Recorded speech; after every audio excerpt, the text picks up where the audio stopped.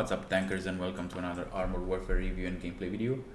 Today's video we're gonna talk about the tier 10 Korean main battle tank, the K2 Black Panther, which is currently possibly the most advanced mass-produced main battle tank in the world. It was designed sometimes in the early 2000s, even though the program itself was likely launched as early as 1995. To replace the aging K1 tank series, which were basically like a Korean equivalent to the other Abrams models, but not quite, because Korea is a mountainous region, which is why this tank emphasized on one hand mobility, and on the other hand the capability to operate in difficult terrain. That's why these tanks feature hydraulic adjustable suspensions, giving them an edge in the hilly parts of the country. In terms of production, 200 of these vehicles were built for the South Korean military, with more being offered for export all around the world. Most notably, Poland was such a country who bought a lot of these tanks, and later Turkey. Now, in terms of in-game progression system, you get it through the Francine de la Roche vehicle, which is a split up from the MX versions. You can go for the Leclerc, and you can split it up to the Asian vehicles of this dealer, the Francine de la Roche. You start with a tier 7 Japanese tank destroyer, which is rather a decent to good tank destroyer, good armor, and a nice AI target assistant. The next is the Indonesian tier 8 light tank, the Harimau, which is one of the best tanks in the tier 8 team, which you can rather play. It comes up with an autoloader, and it's quite stealthy and good camouflage. Then you can go for the tier 9, you have two choices here. You can go for the Raid Bolt, the AFV, which has some insane huge mobility, mobility and view range. And the other choice is the AS-21, the Redback, which trades up the mobility of the Raid Bolt for some heavily armored, against machine guns at least. It's also capable of huge spotting ranges, and has the pellet rounds, which is rather good. It depends on your playstyle on an AFV. You want an armored AFV or mobile AFV, you get to choose between this one and this one. And then you go to the K2 Black Panther, which has a variety of upgrades whom you can choose from. You get the standard cannon, the 120mm Hyundai smoothbore cannon, with some 7.5 seconds reload time. It comes up with heat MB ammunition and AP ammunition. Then you have two choices. You can go for the 120mm magazine loader cannon, smoothbore cannon, which you can actually modify. You can choose between 3, 4 or 5 shells in the magazine. Here you get to choose it. You can increase its magazine capacity by 1 and another one up to a total 5 shells in the magazine, but you trade up the burst rate of fire between shots and reload time of the shell inside the magazine. So it's up to you, up to your playstyle, up to you to choose what you want from this cannon. And there is the third cannon, which is the 120mm Hyundai smoothbore cannon with a ready rack, so no more magazine autoloader, which in my opinion is one of the worst choosing for this tank, because the reload time in the magazine is rather big. I think you can get it to up to 7 seconds, which is rather maybe 6 with some really nasty retrofits and commanders, but it's also quite big because 6 seconds inside the magazine, it's quite slow for a tier 10 pace playstyle. It also comes with an APS, the smoke grenade standards upgrades, and now another thing you can choose is the engines. The engines which are quite different.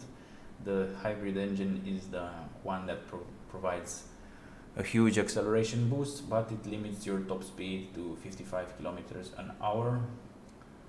I get my which you can actually, the max speed you can increase with some synthetic oil. And the second engine, which has a higher max speed, maybe 75 kilometers an hour, maybe 80 kilometers an hour, but the acceleration is up to 5 seconds to 32 kilometers per hour. It depends again on your playstyle.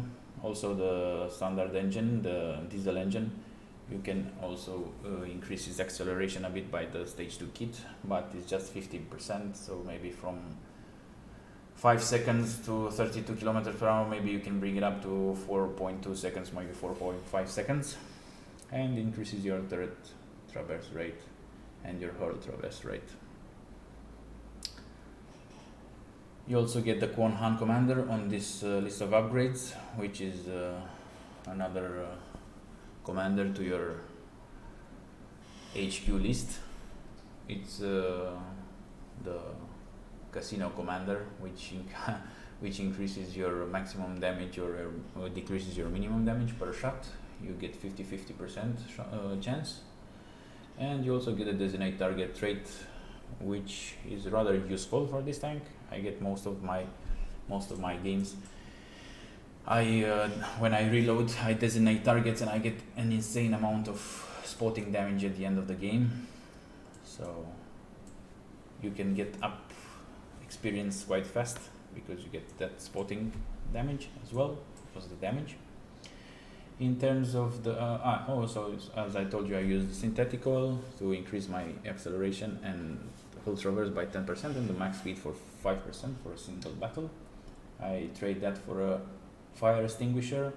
The thing is, this fire extinguisher is useful because you get ammo rack here and ammo rack here, so whenever you turn your turret, your ammo rack will be triggered unless you have some retrofits. So whenever the ammo rack is triggered, you get on fire. So yeah, I chose not to wear that fire extinguisher, that seat belt, because I have this I put my retrofit with some ammo rack in HP, 50% more HP. So yeah, whenever I turn my turret, it does not completely damage my ammo rack, it just makes it up to 50%.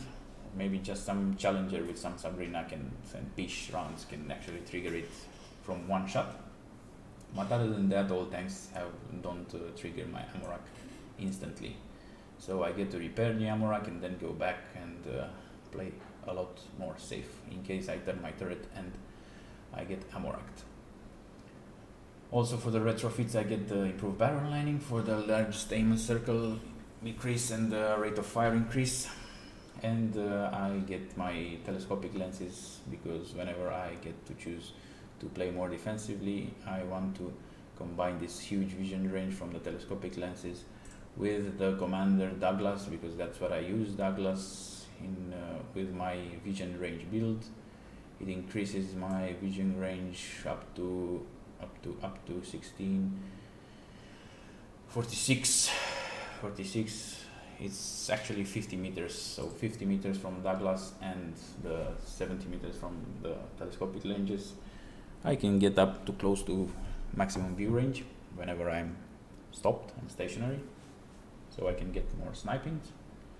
And of course the acceleration increase boosts 15% more acceleration and engine hit points, 50% more engine hit points.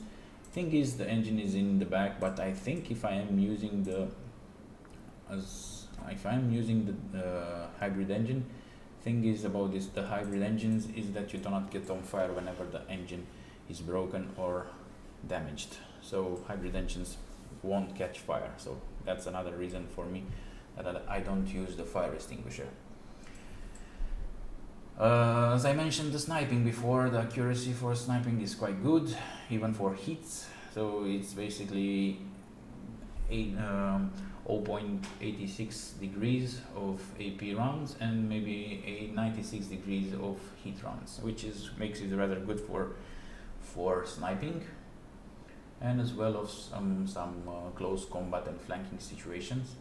The thing I find most difficult about this is that the aiming time,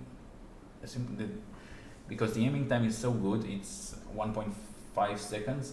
I get a lot of troubles with snapshots whenever I flank the enemies. So the max circle is the problem in this tank, but nevertheless 50% of your shots will go there, because in my opinion, if you use the hybrid engine, the best thing you can do with this tank is to flank, and yeah, that's rather important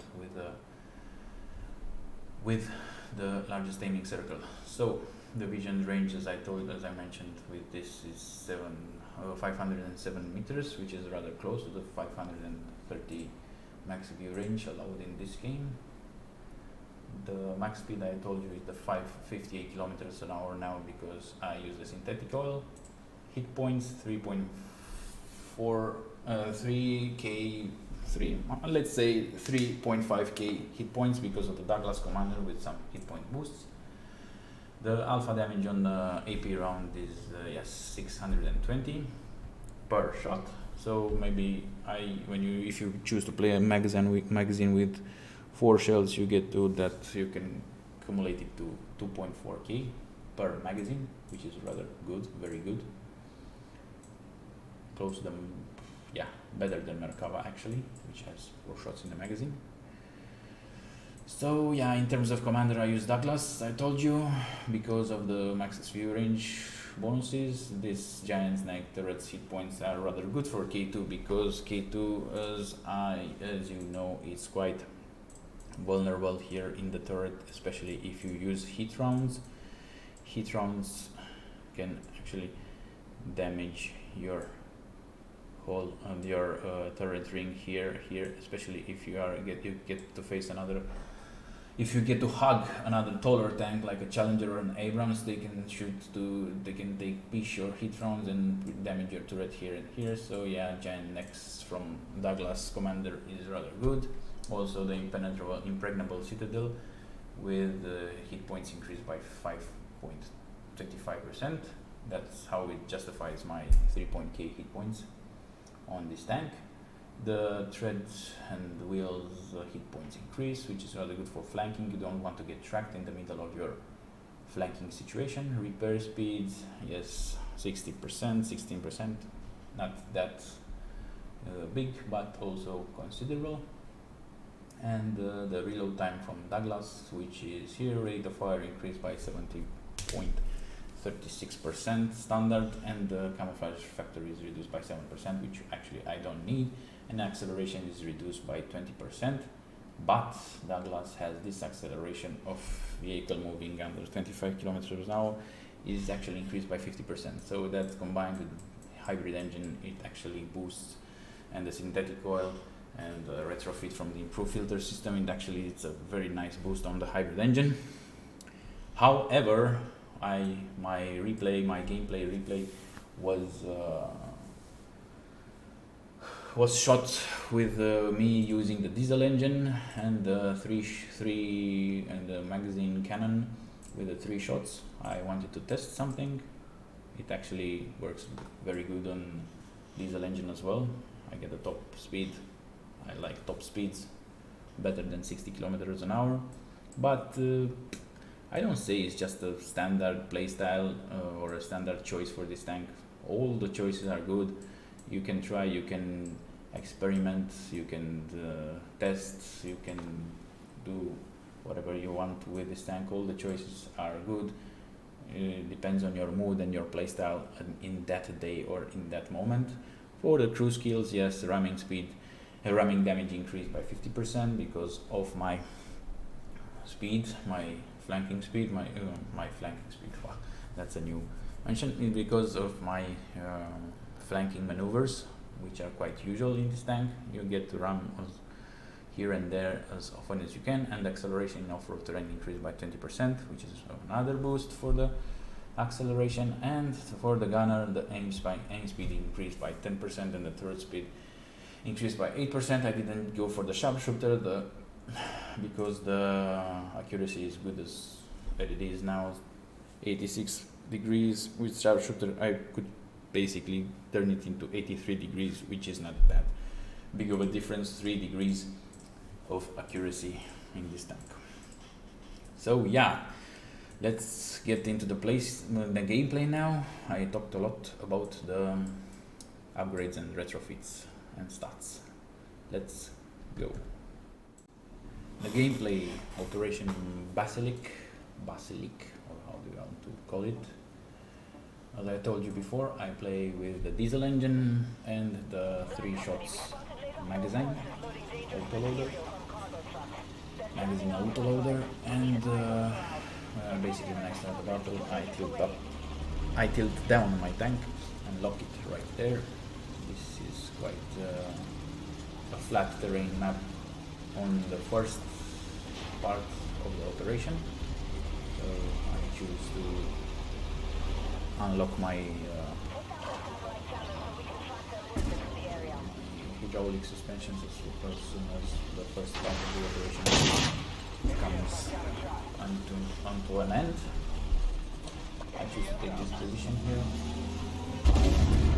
get the next shots, and the electric near me puts one into it, and I choose to finish the AMX into one clip or 3 shots. Again, this is the I put on the finish it with another magazine.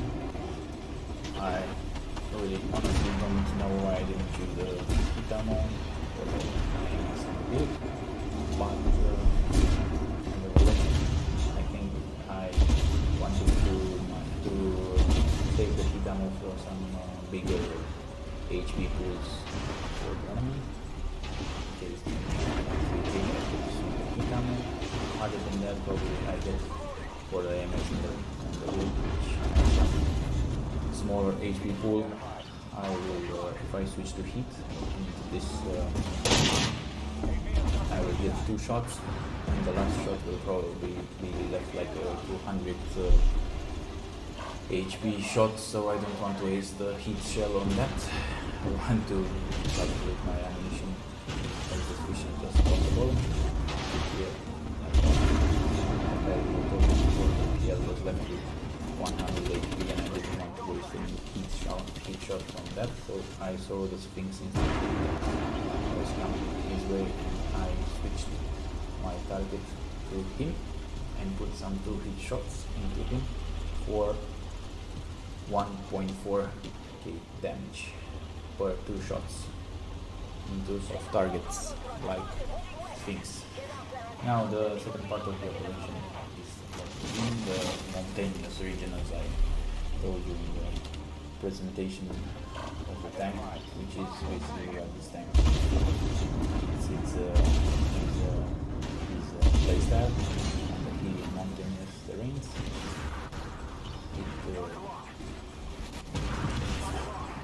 This is actually, in my opinion, like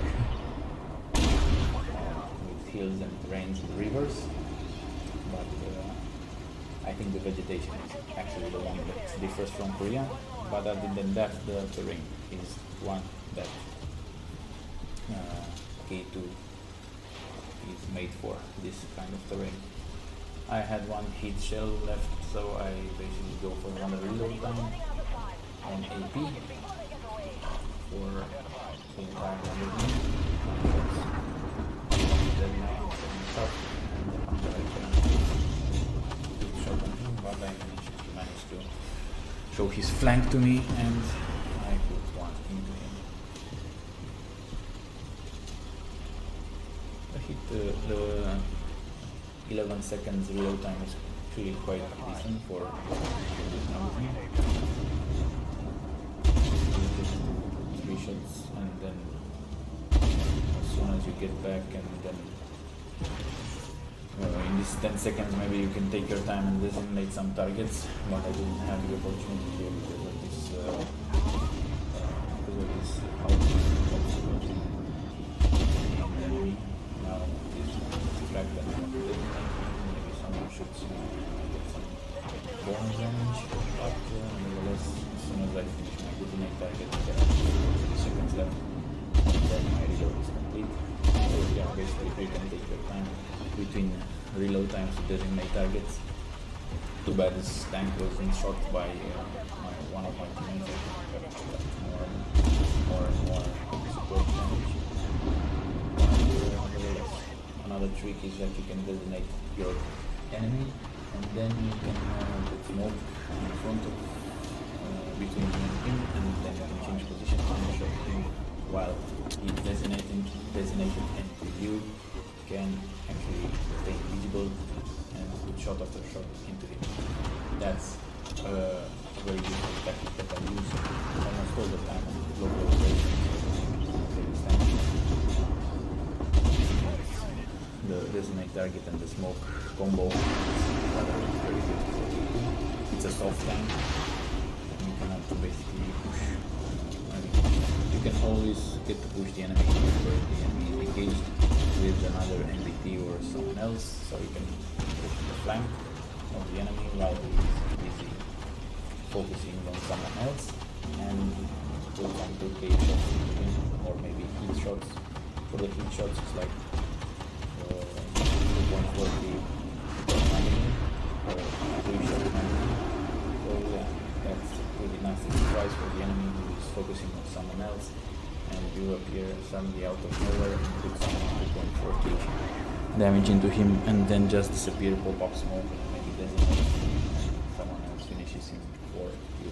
So on 2 versus 1 situation, this tank is so efficient. It's very efficient. It's a very good flanker. It's a very good damage machine. Now I ran out of ammunition. I resupplied and I switched to ammunition, and that can go his flank, and I couldn't find a good spot for him to shoot. So drop the point in the area. I couldn't find his lower back.